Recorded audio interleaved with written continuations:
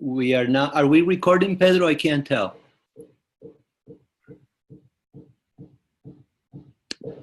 Yes, we are. Okay, good. Well, hello everyone, and welcome to this series, this version of the Localizers webinar series offered by Gaia Education to all of you around the world. Today we have a very interesting webinar titled Regenerative Individuals for a New Economy. My name is Giovanni Charlo. I am the academic coordinator for Gaia Education and your host for this webinar, which also features my good friend Jorge Mello, who is the facilitator of economic design on our online courses. This webinar is being recorded and it's also being transmitted via Facebook Live. For those who are watching on Facebook, hello everyone, and welcome again. A little bit about the webinar. We'll have about a 40-minute presentation by Jorge, and then after that, we'll open to question and answers. I ask you that please use the Q&A button at the bottom of your Zoom application and post your questions there so Jorge can see them and answer them after his presentation. We will only have about 10 minutes at the end for question and answers, so they'll be brief, and hopefully we'll get to a few of your questions, but maybe not all of them. I want to also point out that Gaia Education has other products that we want to make available to you, and there is a promotion right now going on, 10% off our books on eco-villages around the world, the 4 keys that you may already be familiar with, and they are also in 3 languages, in Spanish, English, and Portuguese. So take advantage and use the code that you see on top of the screen there if you are interested in the 10% discount. Additionally, Gaia Education has developed a set of SDG flashcards to use to implement community transformation through the UN SDGs that were passed in 2015, approved in 2015, signed by 193 countries. Along with that, we have a handbook for multipliers of SDGs, and all these products are available with a 10% discount at this time from our website using the coupon code that you see there on the screen. Additionally, Gaia Education has online courses you may be aware of. Design for Sustainability are offered in English, Spanish, and Portuguese. Our next course starts on March 18 for the English version of the economic dimension, which Jorge will facilitate along with Naresh Giangrande. On the 25th of March, the Spanish ecological design will begin, and it's being facilitated by our experienced facilitator, Marcia Kingsling. On the 6th of April of 2019, the Portuguese economic dimension will open, and that is also being facilitated by Jorge. So if you're interested in economic design, please look at those in our website. You can also visit us on our social media channels, everything from Facebook, Twitter, YouTube, Medium, etc. And those are right there. You can see how many people are following us on those sites. Please come to our website and subscribe for the newsletter if you want to receive more announcements about upcoming courses and other programs run by Gaia Education. And if you would like to become a trainer of trainers, if you want to become a certified trainer, you can join our learning journey, which includes taking courses online, taking courses face-to-face, taking a TOT, training of trainer course, and then having a short interview. The next training of trainer will take place in Thailand in February, and then there is one scheduled in Canada in April of this year. Let me see what else we have here. Oh yes, I want to introduce my good friend Jorge Mello, who will now be presenting this webinar for you. Jorge is a Brazilian economist, and he has acted as an environmentalist and social activist for many years. He's an educator trained in the constructivist view of learning, has studied and has experience in nonlinear approaches to the economy. He's also an integrating practice and theory. He's currently working on developing and testing a system of social economy based on Buddhist ethics and according to principles of E.F. Schumacher's book, Small is Beautiful. Jorge is going to be presenting on regenerative individuals for a new economy. So welcome, Jorge. Thanks, Gio. My audio is okay? I'll stop sharing my screen and my video so you can take it from there, Jorge. Okay. So, it's a pleasure to be here with you. I will start to share my screen.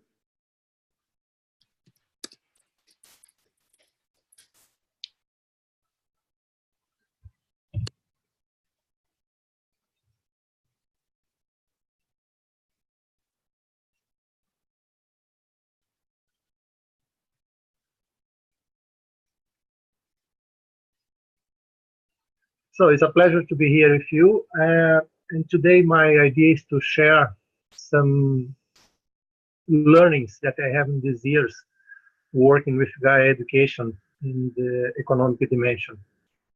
And the title of this webinar is about this learning process. Because for many years, I'm seeing many projects, many processes, and many systems working with economy. And then my main question is, what is this economy that we are living right now? And this gave me an idea about a new economy that is needed in order to overcome this crisis that we are living in our world. So let me try to go ahead.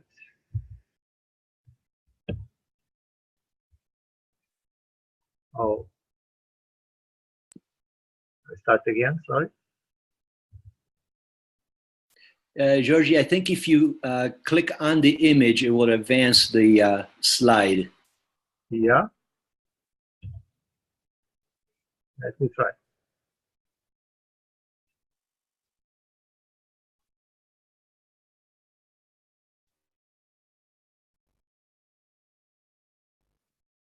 And now? Yeah. It's working? Yes. Yeah, okay. So, first question. I don't want to give so many time about the problems. I like to share with you some part of the solutions that I can see. So, first of all, the nowadays system works based on the production of money based on debt. And then all the new money that is loaned into the system is based on debt. So let's say it, if you have some material goods, we have some amount of money. This is the idea. But like now, the system works based on the private banks producing money. We have a fractional system when the new money created is not only based on the principal, the original amount owed by the people. And then we have unbalanced system because the new money created is not based on real things. Then it's like impossible to work in this system. First, because it's not natural. And second, because natural system work not in this way. So as we have compound interests and the fractional system is based on just a little part of the money is based on real things, we have an exponential system of production of money. And in nature, we have just one structure that works in this way, is the tumors. So in this way, the economic system that nowadays we have is not healthy. And we have normally at each 10 years, we have a crisis in the economic system in this world. Because it's not natural, it's impossible to work in this system in a pragmatical way. If a bank receives 10 units of money from a client, depending on what is the country, this bank can lend 90 or 50 or even 100 of the same money for so many people in the inverse ratio. So this multiplier factor is the inverse of the reserve ratio. So in a country like United States, that's less than 10% this ratio. With $10, the bank can lend more than 900. And then we have a system that is totally unsustainable. And from where will come the basis of this money that have no support, no real support? In an artificial system that is based on consumption. And from where will come the basis for consumption, the goods? From nature. Then in a very, very simple way, it's not so difficult to understand that it's unsustainable to base to have a ground for our economic system in a multiplying factor and compound interest. It's not possible.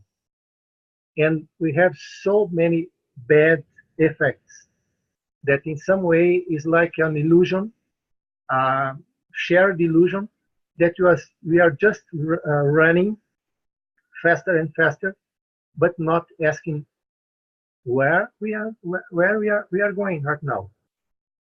And if you look outside in the nature, you see the exploitation and the absolute unsustainable possibility of maintaining this economic system. So, in a very scholar saying, the money flowing through our economy has been created through the issuance of debt. Money enters the economy when banks create money in return for the promise of repaid debt, with interest at some time in the future. All positive balances in our accounts, except for a very small percentage reserve, are lent out to of each other. If you all paid back the money we owed, there will be no money left in circulation and leave interest on the debt unpaid. And this is the question: is a totally artificial system. The system is unsustainable and effects are unsustainable also. Let's look for the relationship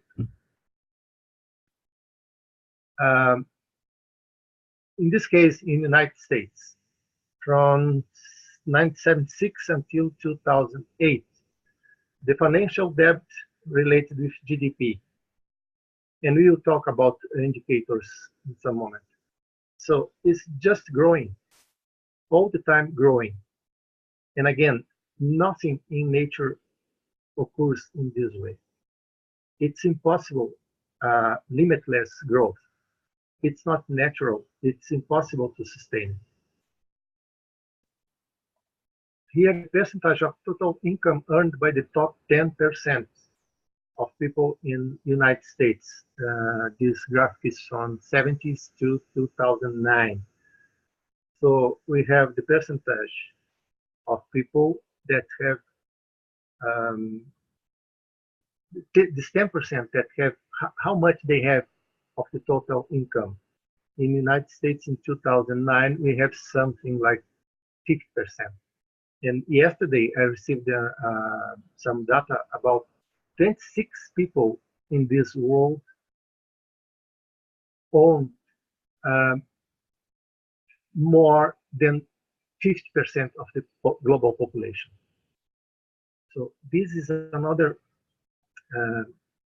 total impossible to understand this effect of concentration of wealth. And this is one subproduct of this economic system that we are living in. About consumption, this data is from 2005. In this world, the richest 20% people consume 76% of the goods. 6% of the middle class will consume 21%, and then the poorest one will consume 1.5% of the goods. So if you look for the consumption, if you look for the concentration of wealth, if we look for the sustainability of this economic system, it's very clear that it's impossible to maintain in this way. And the sources of this data is not about from Gaia Education educators. Here, for instance, is from the World Bank development indicators. And you can see, you can look at the websites of all these organizations, United Nations, World Bank, World Monetary Fund. It's quite clear that it's impossible to sustain. Here's about inequality from 80s to 2015. In many countries, you know, the sharing is almost the same. Little variations, but really it's not being more equal. Here's the World Inequality Report from 2018. And it's important to say in the last 20 years,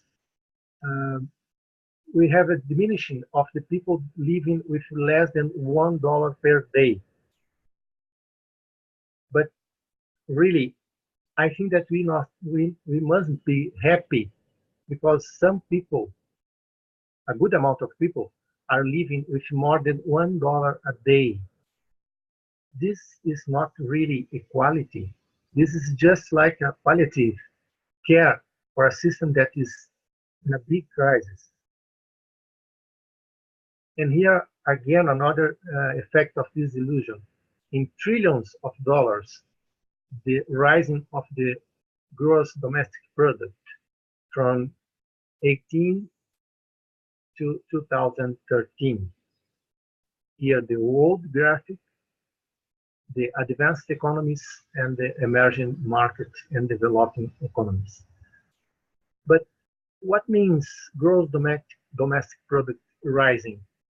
You know, GDP is just a quantitative measure. And life is not quantitative. Life is a qualitative phenomenon.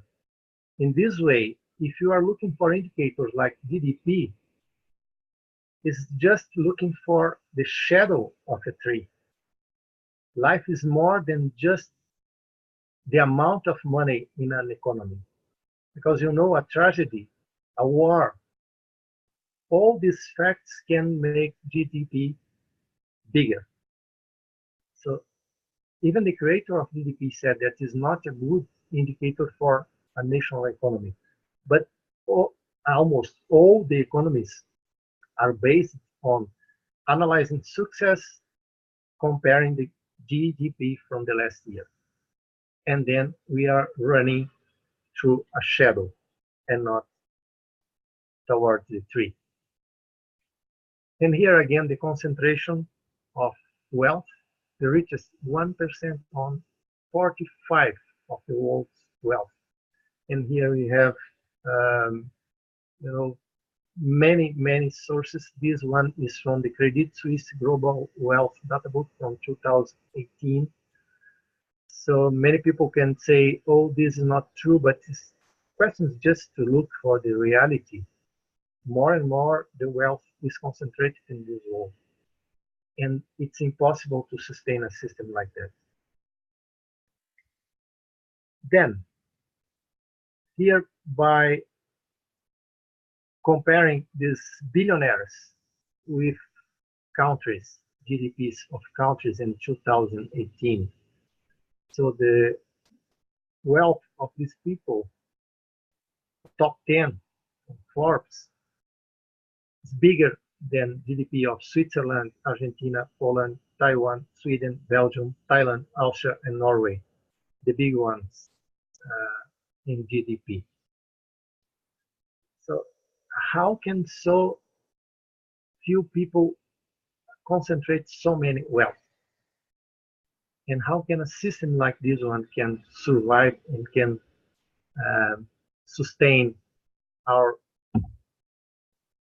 relationship with the nature in last analysis? Because as we see, as I said before, When we say about goods, we are saying about the consumption of resources from nature, and this is not possible anymore. Synchronically, here we have a graphic about the world oil consumption from 1950 to 2004, and it's growing in millions of tons.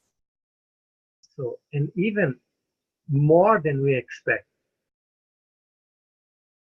I think that we are doing good steps trying to overcome this crisis by new sources of energy. But if the consumption will not reduce it, we are just changing one to another one. We must look for the quantitative aspect of economy, the quantitative aspect of consumption, or we have no future as a species in this planet. And here comparing the concentration of carbon dioxide from 1960 to 2004. And this is a very important fact. Maybe we mustn't talk about temperature when we discuss about climate change. Let's talk just about carbon dioxide concentration in our atmosphere in the last years, because this is a very clear product of human consumption. And I really can't understand how can people deny these facts. You know, all the serious institutions in this world, like EPCC, are saying the same. More than 600 scientists working all the time with data and saying, we have no more time. We have no more time. We must stop this process or we have a big problem. You know, this event that is impossible to know what will be the consequence. Okay, just a little bit more about the GDP, the main ones, and the increasing in this is for 2019 in US dollars trillions. So growing all the time, or with a little variations. And then, what about solutions? This is my favorite side. My idea about this webinar is to look for our personal power. How can we act in our daily life in order to help the planet and to help the change?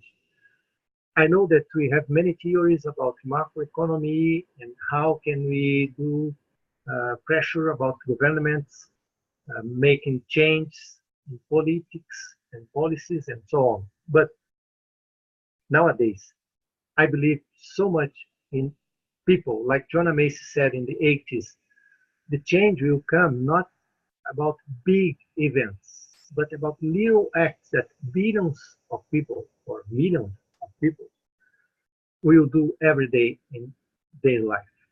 So here is a very important graphic about qualitative life. This came from a work from Vicky Robin, one teacher of mine, and it's about how we live our daily life. Obviously, we need to survive, and then we have our basic needs, and we need a little bit more, so comforts, in order to have a good life. And we can accept that we need some luxuries. Any people will know what is this kind of luxuries. And here we have a concept of point of enough. And this is very particular. Every country, every person, every time in your life will have one definition of enough point. But it's important to know is that we have an enough point. And then from this point, if you give more resources, this is overconsumption. This will give no more satisfaction in your life. And it's important to know that normally we have the many problems that we have is not about not having, it's about to having too much. Even psychological problems. We have more in people that have more than enough. And this is quite clear today. We have two extremes, people that have almost nothing to live and people that have too much. So I think that it's time to look for our personal notion of economy. How can we live basing our life in this enough point? How can we live looking for the qualitative aspect of life? And this is not about denying, our needs, our basic needs. And then maybe we can ask, but what what what is a basic need of a human being? Sorry. Oh, how can I need to go back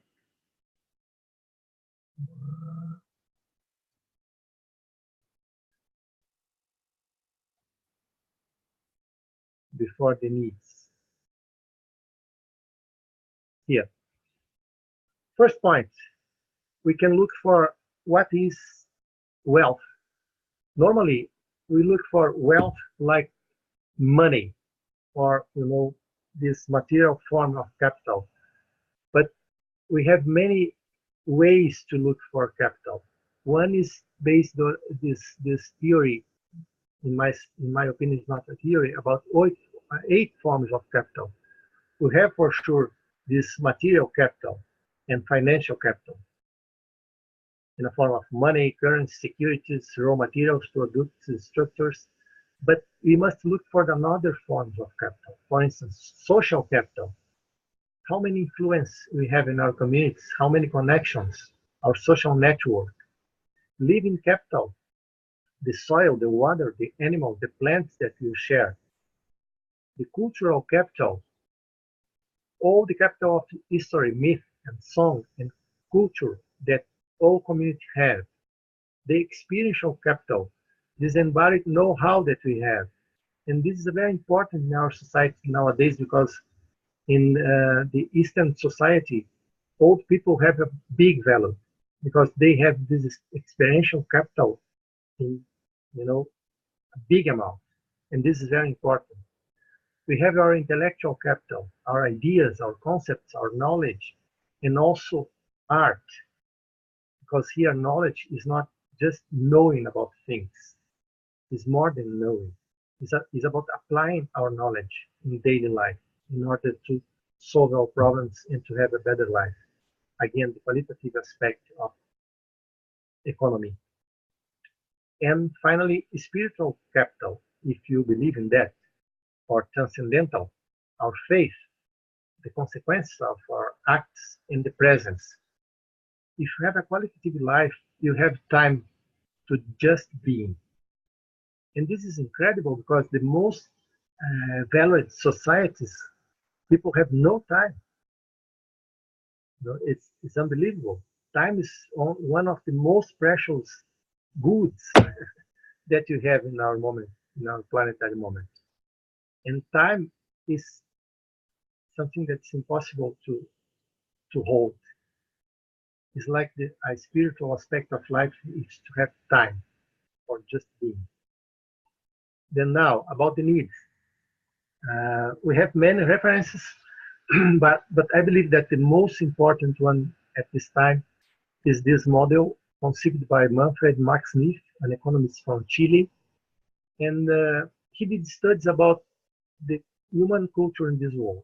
What is the concept of need? And he did a model with 9 areas and 3 dimensions.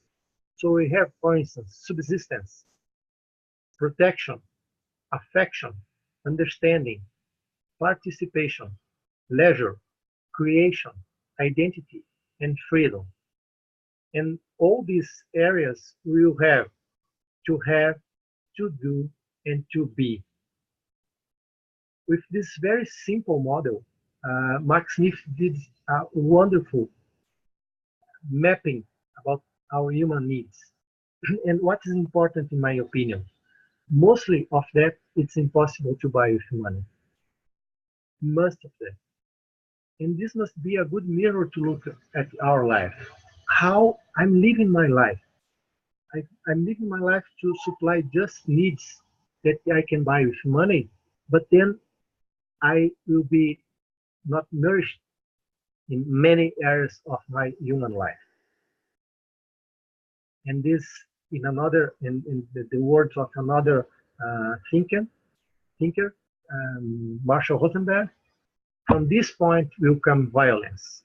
When we have a need that's not supplied, we will do some acts of violence, explicit or implicit. So I believe that we have here a link. Human needs not supplied because it's impossible to supply the main ones, maybe with money. And then we try to run like a hamster going nowhere because it's impossible to supply qualitative needs with quantitative resources. And this we can see multiplied in our society, in institutions, in governments, and in politics. And this is sad because the main damage will be in nature. Overconsumption, in my opinion, is a way of human being. We are human beings. We are trying to supply the wrong hunger. So it's impossible to put more food in our mouth, but we are trying to put more food, more material, more quantitative food, in other words. And then we are consuming all the time things that we don't need because we are running towards symbols of something that are not there. Normally, I believe that it's impossible to supply our needs of affection, of understanding, of participation, of creation, freedom, mainly about identity, with material things. And this is an invitation and a challenge at your life. What about your needs? How do you feel about your needs? And how much are you trying to feed these needs with material goods? Because even if you don't believe, the effect, the consequence will affect all the planet through your consumption. And this is very important because when we try to modify the situations, normally we believe that in one extreme, oh no, I have no power.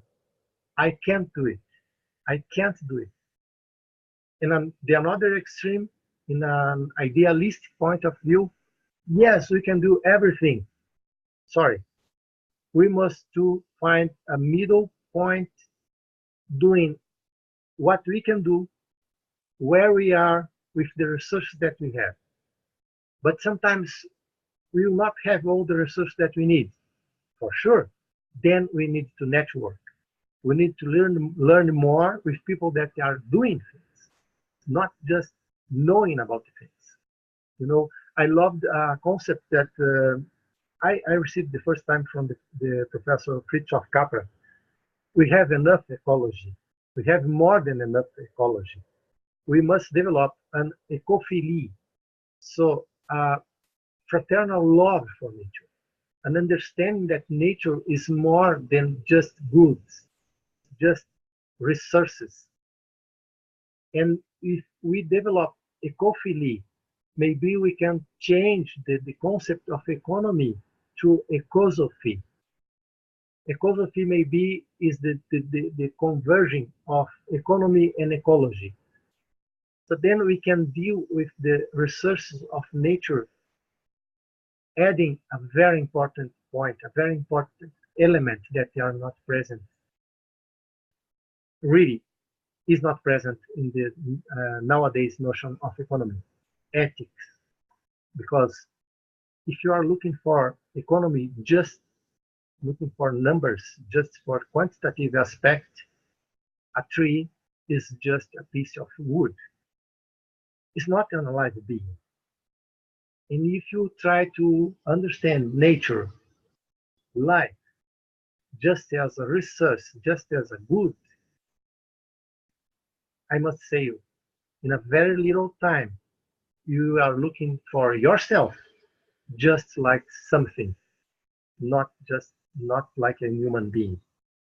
And this is a very important point in this program that we are working for many years. It's impossible to understand economy with ethics just based on theories, economic theories. We must add ethics, we must add ecology, we must add sociology, we must add philosophy. So we need interdisciplinary knowledge. And to learn all these facts in an effective way, we must be in touch with another human beings. So interdisciplinary knowledge and networking. This is the base of the sense of community. We learn with each other. We have a live learning process. If you believe that is possible to learn just through books, I must say you good luck, because this is not real knowledge. It's just about information. And if you have information and you can change this information in real knowledge through experience and having ethics together, then maybe we can have some amount of wisdom. That, in my opinion, is not something, esoteric. Wisdom is just a way to apply our knowledge in order to live a good life, right now and right here. And this is my passion about Gaia Education, because every year we have so many people coming with us in this path and bringing projects and bringing dreams, but very real dreams. And then they can take these tools and to apply in his own reality. And then the cases and the projects will like to reinvent the content. And what can be better? What can be better than participating in a live learning process that you are dealing with, I like to say, walking with two legs. Very good amount of knowledge and a very good amount of experience shared from human beings from so many countries. I believe that now the program is in more than 50 countries in this world, in all the continents. So I received this slide this week, and I believe, oh, this is really beautiful. Nothing in nature lives for itself. Rivers don't drink their own water. Trees don't eat their own fruits. The sun doesn't shine for itself. A flower's fragrance is not for itself. Living for each other is nature's role. And here is a vow in 2009, let us rise by lifting others. So nature's role is about economy. So the role of our planetary house, this must be economy. But in some way, a beautiful discipline become, a dominant science that right now is not a bad thing to have, a not good character, a not good heart, but it's a big problem if you have no money. I think this is not so natural. I hope that our sharing here can nourish seeds of questioning in your life and invite you, if you are not part of our journey, to come closer and to share with us your experiences, your knowledge, and your dreams, because this is the fabric of our learning process. And this is the content that I want to share, and I like to share your questions and to listen a little bit from yourself. So, Giovanni, my friend. Thank you very much, Jorge. I enjoyed very much your presentation, especially the idea of questioning what is enough and how can we live well without overconsumption and without taking up more resources than we need. It's a very interesting question that we all can benefit from exploring deeper. I also like your presentation on how life lives for others. Nature lives for others. And that is also such an empowering concept that we are nature and we live for each other. We are, after all, a collective society that depends very much on each other. So thank you for those wonderful insights, Jorge. And yes, now we have a bit of time, 10 or 15 minutes, to take some questions from participants. Again, I will repeat that it'd be best if you can put your questions in the Q&A box that you can see in the bottom of your Zoom application. There was one question that came in a little bit earlier about Max Neef, and I believe that was answered already appropriately. Chilean economist that Jorge was mentioning, Manfred Max Neef. Any other questions? Please post them right there in the Q&A section. We'll leave a little time for participants to think. Let me see. There is one question. Actually, it came in the chat window. I was afraid that would happen, but anyway, we'll take that too. The question, Jorge, is: could you please give the name of who developed the fulfillment curve again? Was that Max Neef also? No, Vicky Robin. Oh, Vic Robin, yes. Vicky Robin wrote a book, Your Money or Your Life, that is translated in Portuguese. Vicky worked with his former partner, Joy Domingues. Joy died already, but the book is Your Money or Your Life. Yes, great. I'm going to put that in the chat. But you know Vicky, no? Yes, of course. Your Money or Your Life. Very interesting book. I read it and very inspiring. And just adding, Giovanni, I tried to use the same structure that we have in our economic dimension. So the 5 modules, the questioning, and the solutions also. But obviously, it's impossible to go deeper in a so important content. And the invitation, the challenge for people is that come with us, because then with our study materials, we have time in 8 weeks to go deeper and to look for the solutions and the projects all over the world. Yes, absolutely. So there is another question here, Jorge, maybe you can address. Cynthia wants to know, what about voluntary simplicity? Yes, voluntary simplicity is one of my passions. I believe that voluntary simplicity, when Dwayne Elvin wrote the book, he made like a collection of initiatives. But in my opinion, the most important is to questioning, everyday questioning about my life. How much do I need? And how can I live my life as a piece of art?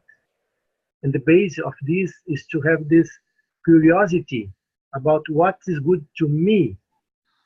What about my power of making conscious choices? And this is a so big power, you know, because normally people say, yeah, but you know, I really don't know what to do. The question is, you must know, you must challenge yourself about today, because we change all the time. Voluntary simplicity, in my opinion, is about to develop this spirit of curiosity, of healthy curiosity about life, and trying to do different things, trying to exchange concepts with another person and having experiences. Because it's like we have a big head and then we are unbalanced. We must cultivate another dimensions of our life. I love the idea of education of Satish Kumar. The real education is based on head, heart, and hands. We must know for sure, but we must feel reality, and we must do art. What is art? Something that we do with pleasure. You know, when I'm doing my art, I really don't know, I have no more notion of time. And normally it's for free. This is wonderful, you know. It's a life of contentment because I don't need so much. I need so few to have a fulfilled life. So very true.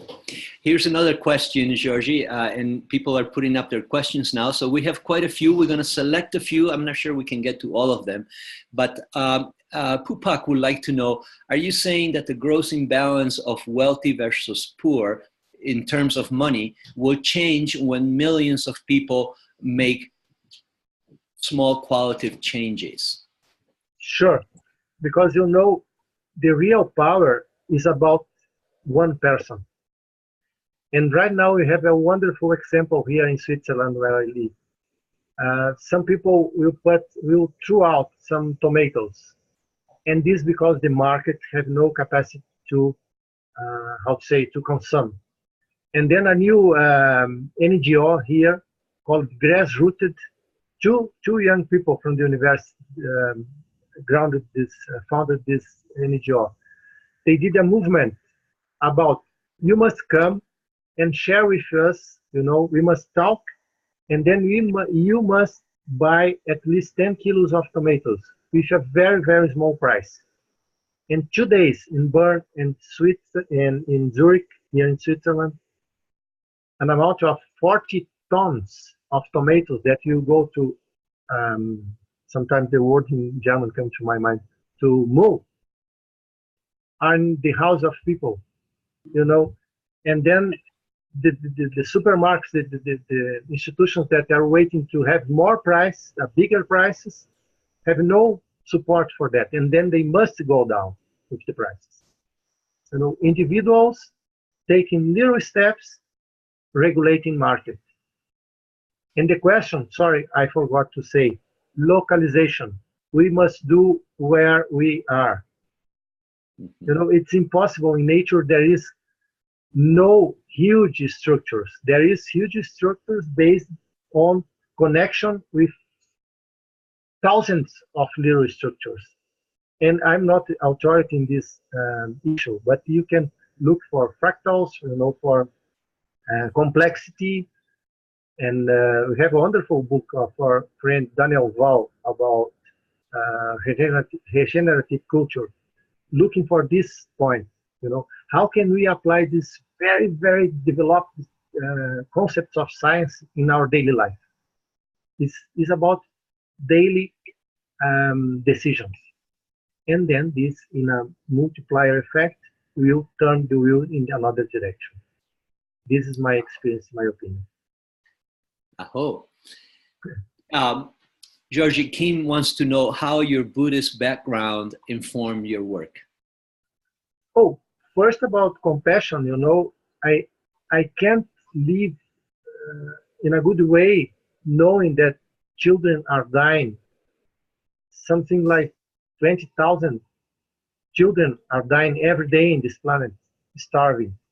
And this is a good motivation, not about guilt, it's about co-responsibility. And another aspect is a very, very pragmatical one. You know, to sustain a monk, you need just $30 or $40 a month. Why? Because normally in a life based on a spiritual practice, Buddhism is not better than any another one, but we have another kind of food, meaning, and then we have a meaningful life. We don't need so much outside, you know. And then this is a very good base, and also because Schumacher, when Schumacher wrote this book, the chapter 4 is about Buddhist economics. This is very important to look for economy based on the tradition of Buddhism. And in a very, in a nowadays example, the indicator of gross national happiness that comes from Bhutan. The Prime Minister of Bhutan is a Buddhist monk, and he applied the concepts of wisdom and compassion in social life. So how can we look for human life as opportunity to be happy? So, and then we have many other indicators in this world, basing the analysis not only in the quantitative aspect of life, but also qualitative, like the matrix of human needs of Max Needs. You know, from many sources, we will receive the same idea. Life is a qualitative phenomenon.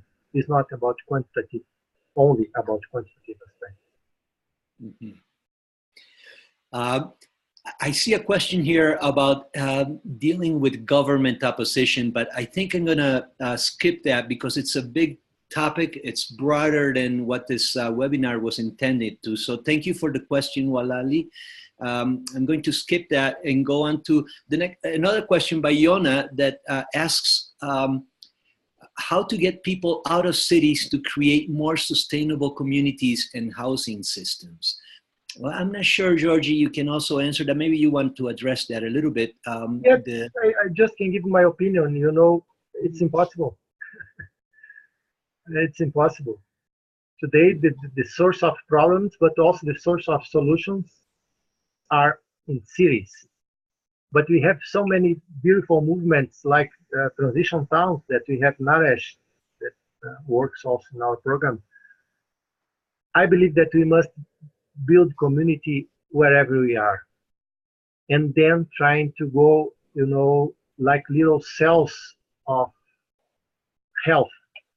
Then there is no problem about having big communities. If the little communities having the sense of sharing, of ethics, there is no problem. I believe that the problems of energy, resources of any kind, naturally will be solved by the crisis. You know, this is the beautiful aspect of crisis. Like in permaculture, we learn the crisis brings also the solution. Mm-hmm. Very good. There's a question here regarding worldview, and I want to mention that we do have a 8-week course on the worldview aspect of design.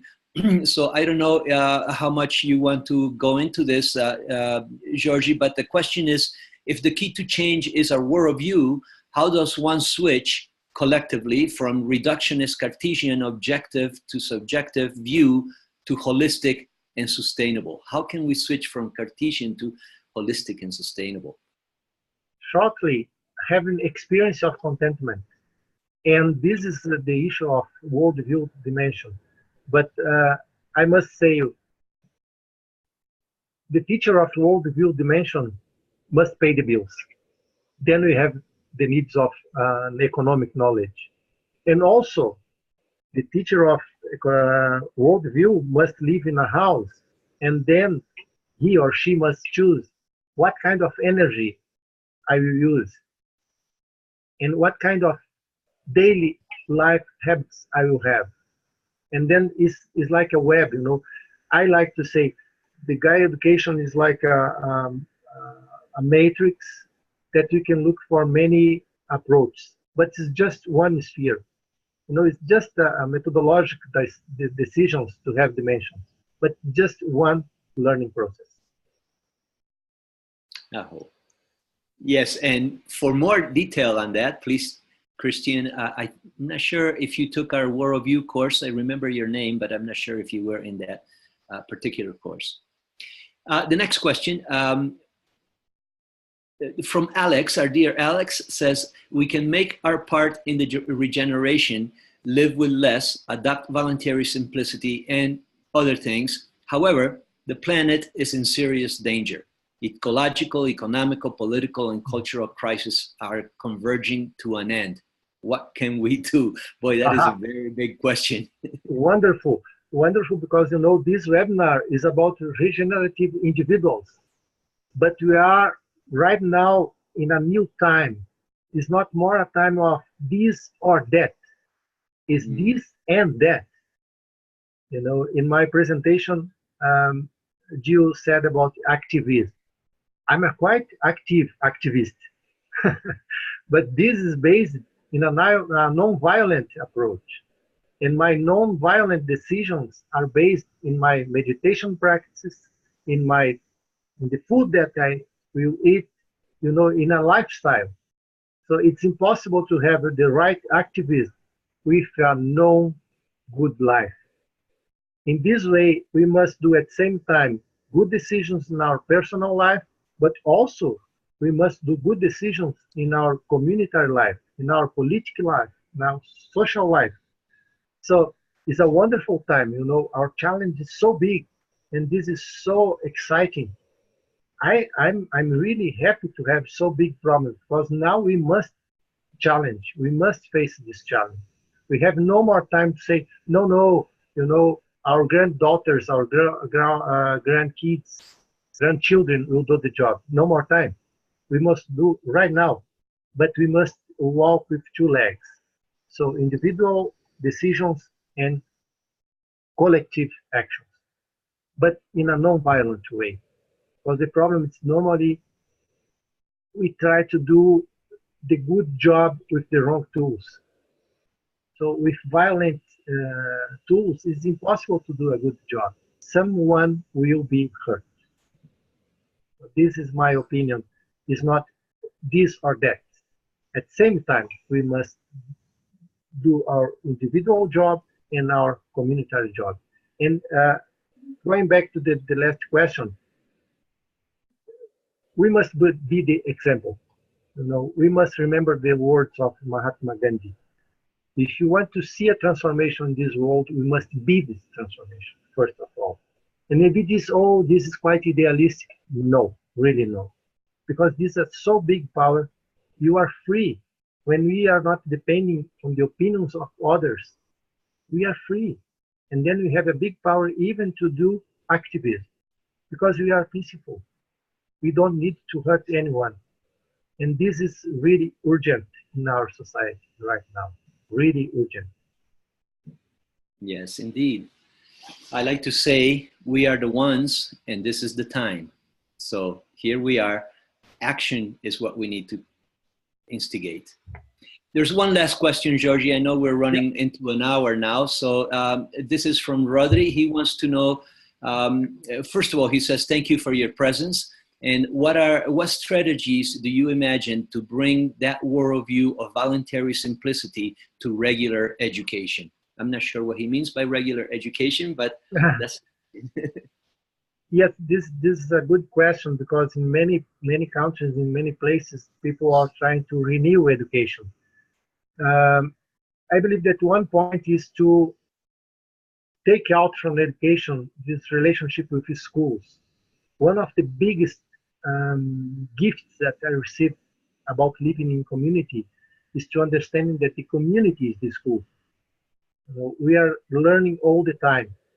This is a wonderful way of hacking the system. So open the educational process to the daily life. The another one is it's very important to take some steps for a new kind of education. But I'm not a specialist. I know that have so many good initiatives in this world. And the question is, the education will occur in a community, maybe a city, maybe a neighborhood, a country. So I know I have a beautiful study about 10 points to intervene in a system. This, I don't know if it is in our material. But again, it's not this or that. We must have good policies. We must have, maybe a new curriculum at the universities, but this takes time. And in a way, we must do today a step to go further. And in my opinion, this step is, for instance, to share our time right now, looking for solutions, and then do it. In a process of continuous, reviewing of your visions. Education is a very critical point, in a good sense. But I believe one very important point is this kind of education, dialogue. We must dialogue. Even and more with people that have diversions. We are not according our opinions. This is very important in order to review our opinions and to give the opportunity for people review their opinions. So I don't know if I answered your question, but my opinion is that it's a process. It takes time, but we must start right now. Very good. And speaking of education, I think we've come to the end of our webinar. If you stop sharing your screen, Jorge, I'll put up our ending slides. And first of all, of course, I want to thank you for this really insightful presentation. I think we all gained quite a bit of at least support and perhaps some new insights in how we can live our lives in a more sustainable way, consume less, pay attention to nature, learn from nature, because nature is the ultimate wise mother of all of us. And with that, let me just share my screen to bring us to a closing. Just to remind everybody of our learning journey. Gaia Education offers this learning journey to become a certified trainer simply by taking a face-to-face course specializing in one of the online dimensions of design, and also taking a training of trainers, of a 1 week long course. The next training of trainer will take place in Thailand in February of this year. And after that, we have one scheduled in Canada in April of this year. The next Gaia Education online design course is the economic dimension. And you can see there in 3 languages. On the 18th of March, we'll start with the the English version of that course. And Jorge will facilitate that course with Naresh Giangrande. On the 25th of March, we'll initiate the Spanish version of the same course, and on the 6th of April, the Portuguese version. So if you're interested and you speak one of those languages, please visit us online for that. We are running this promotion of books that Gaia Education has published over the years. There's a 10% discount if you use the code LiveWeb2019. Same for cards to promote the SDGs, the Sustainable Development Goals agreed by 193 countries around the world, promoted by the UN. Again, you can get a 10% discount for those, and the handbook for teaching about these development goals. Don't forget to subscribe to our newsletter if you haven't yet. Visit our website. We send regular emails announcing new courses and new programs that Gaia Education is engaging with. You can follow us on our various social media. And thank you, everybody. Thank you especially, Jorge, for this webinar today. And please keep an eye for our next webinar. Next month, we'll have another one, and we're trying to run one every month for the rest of the year. So thank you, everyone. I'll stop the recording and hope to see you next time. Thank you. Let's see, how do I do that?